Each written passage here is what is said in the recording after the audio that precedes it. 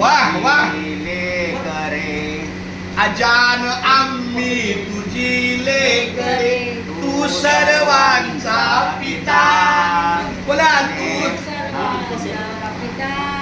नेमाने तुझं नमितो गातो गुणांच्या कथा वाह अनेक नावे तुला तुझी दाही दिशांना घर वाह तरशी देवा सारखीच तू माया सगळ्यांवर क्या बात आहे ही आमची पहिली प्रार्थना आहे. एकदम गुरुजी एका बाजूला छोटे गुरुजी बसते आणि एका बाजूला मोठे गुरुजी बसते त्यामुळं अजान आम्ही ही प्रार्थनेला त्यांनी सुरुवात केलेली आहे.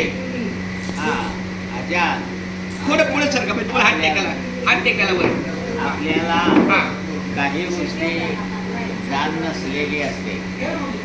अजान म्हणजे माहिती असते. आपल्याला परमार्थातली काही माहिती नाही. अशा लोकांना परमार्थ म्हणजे काय हे माहीत नाही.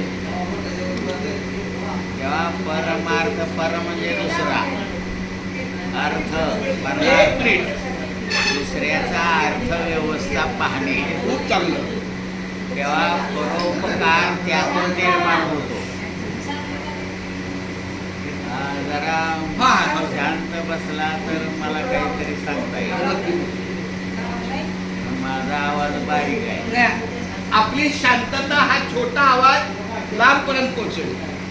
तेव्हा परमार्थ करण्यासाठी आपण आलो पण स्वार्थाशिवाय परमार्थ होत नाही. मला जर 2 पैसे एखाद्याला द्यायचे असतील तर माझ्याजवळ ते असणं गरजेचे आहे. म्हणजे मला इच्छा म्हणून उपयोग नाही ना.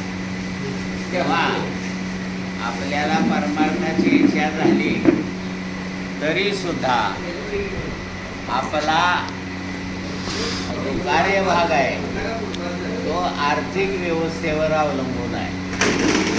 आपण दिंडीला आलात. दिंडी म्हणजे नक्की काय? दिंडी कशासाठी काय?